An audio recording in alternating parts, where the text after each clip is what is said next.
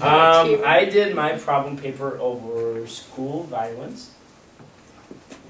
Okay, so some history of school violence.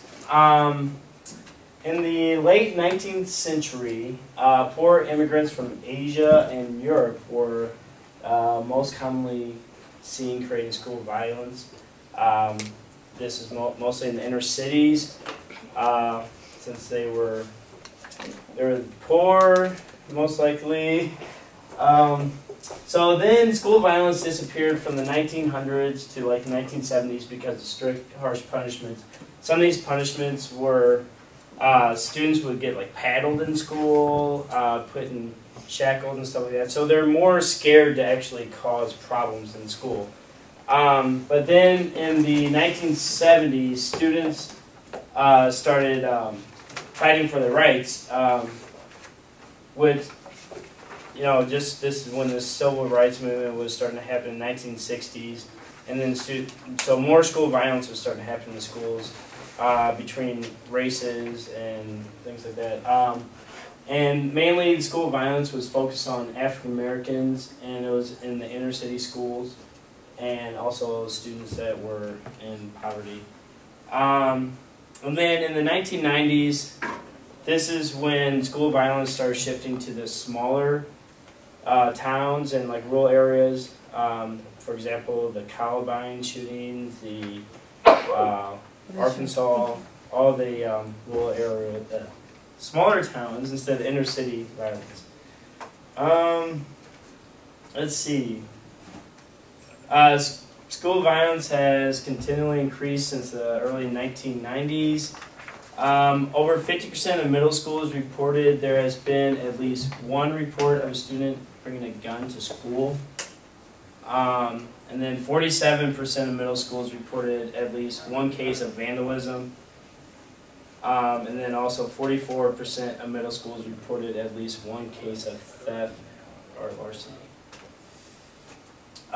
Types of student violence. One type is verbal violence. This is just students swearing or saying something racist to like somebody else, calling them names, just pretty much bullying them verbally, and just putting down another student or somebody else.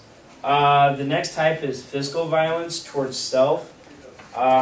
This is when a student tries to harm their own self, such as commit suicide attempts, cutting, anything to harm their own selves, starving themselves, whatever.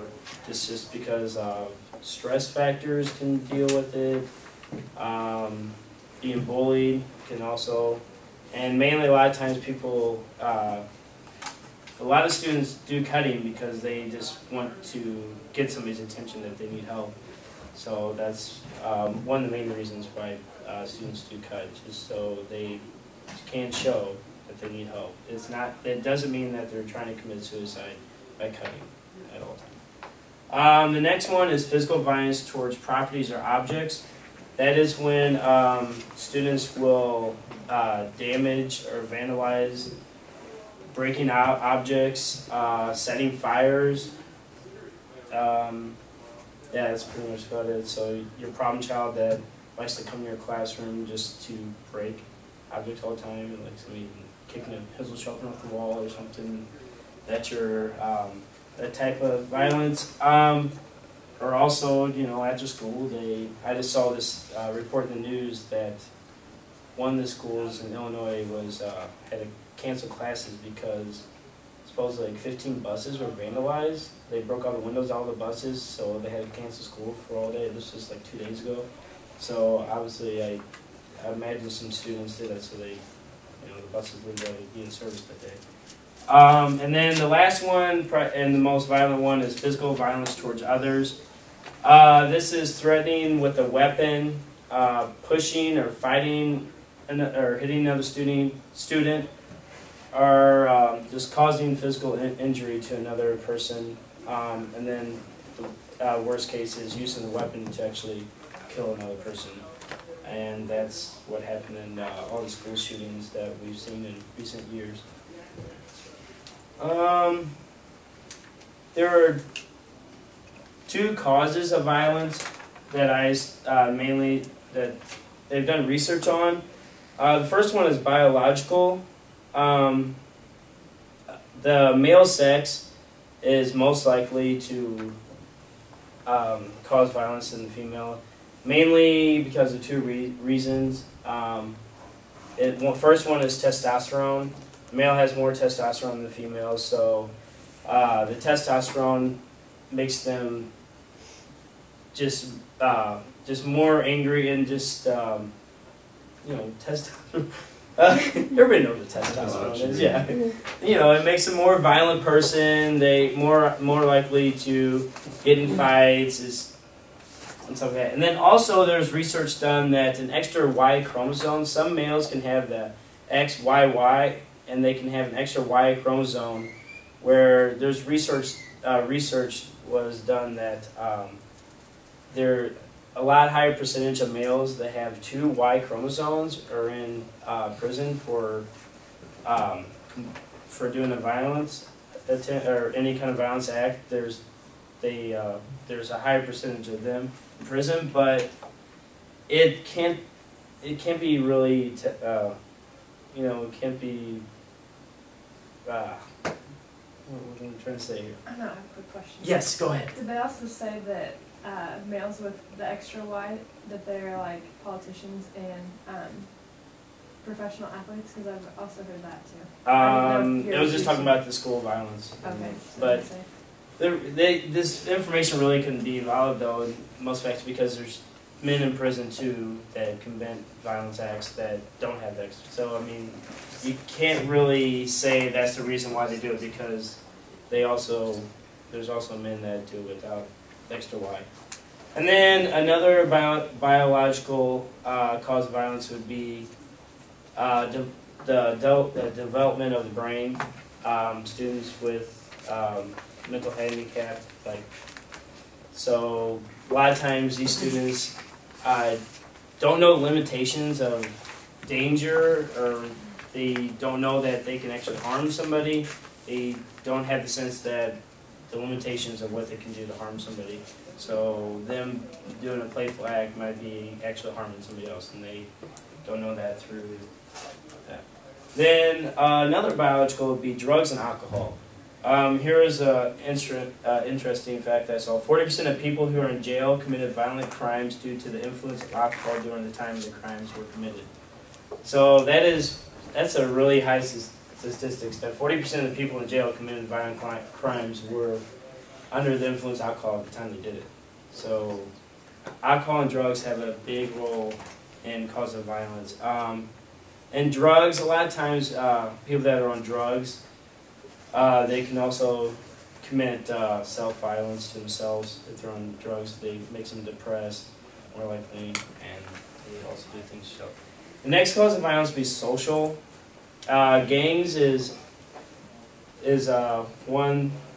Students will join gangs because they feel left out. Most likely, a lot of people that join gangs, they don't have family members that are really taking care of them, that do a big part of their role. So they just want to feel left out, a part of something, so they join a gang. A great way to counteract this would be after school activities, because students have a few hours after school where there's no parents at home. So they have all this time to do drugs, commit violent crimes, things like that. But after school activities now, we're starting to see more and more of them, and that's helping out because the students actually feel involved in some kind of activity. They learn communication skills, leadership skills, all through after-school activities, and it also makes them feel part of something, which the same thing a gang would do, but it's also, they're helping out the community instead of hurting the community and themselves. Media, video games, and TV is a big influence on violence. I don't think I have the stat in here, but it was something, I have it in my paper here, let's see. Oh, a TV guide conducted an 18-hour survey of 10 channels, which showed around 2,000 acts of violence within that time period. And also, here's an interesting quote. By the time a child graduates from elementary school, he or she will have witnessed more than 100,000 acts of violence and 8,000 entertaining murders in his or her living room. So the average child watches about 3 hours of TV a day. So within their time in elementary school, they're going to see over 8,000 murders on TV. That shows that it's like the right thing to do, because TV and games make it look like, you know, it's a fun thing to do. So a lot of students, when they play games, they see, oh, you know, we can't get in trouble for this. Like Grand Theft Auto, for example. It's where this, you know, you're in charge of this person that goes around, just kills people. They always get away. You know, and students feel the same way that, you know, if they do this, they can get away with it and not get in trouble for it. And a lot of the games now are telling them. And then also music lyrics. Marilyn Manson, Dylan Klebold, and Eric, the two students that did the Columbine shootings, they had a lot of lyrics to Marilyn Manson. They said that was maybe probably the main cause of them doing the shootings, because in one of the songs he talked about going to school and doing shootings or whatever. And supposedly this song motivated them, his lyrics motivate them to actually do these crimes. And there's other music lyrics that talk about drugs and violence that can also, the students think is like maybe the right thing to do when they hear like people they look up to singing and talking about these things. Preventions, I already said this, after school programs, they're less likely to join gangs, do drugs, crime, violence. Peer mediation is a great prevention to crimes. If two students are having a conflict, long as it's not a major conflict where like a bully's picking on a lesser child, that, because the bully is always not gonna probably come up with a resolution to their problem, because he's gonna keep going. But smaller conflicts like an argument, or, you know, somebody took my paper, you know, one of those, peer mediation can always, you have two mediators which talks to the two people, and they come up with conflict resolution, where they talk about the conflict and they come up with resolutions to solve it. And that's the same thing as the conflict resolution programs that peer mediation just ran by two other students. Dress code is a great prevention too. Students, you can't point out like gangs, you can't have students dressing like they're in a gang.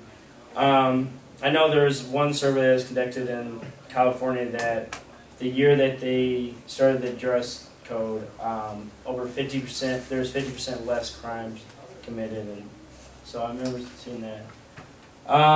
Metal detectors. This can prevent students from bringing in weapons and other things in the school that could harm others. Having a police officer in school, you'll have a quicker access to, if a violence does occur, he can, or there's an argument fight, he can step in and take care of that a lot quicker than teachers can. And then also classes to inform your teachers. How to deal with violent students or violent scenarios. Like all the teachers should know how to deal with a violent situation or scenario. So that would be another great prevention program. And that's it.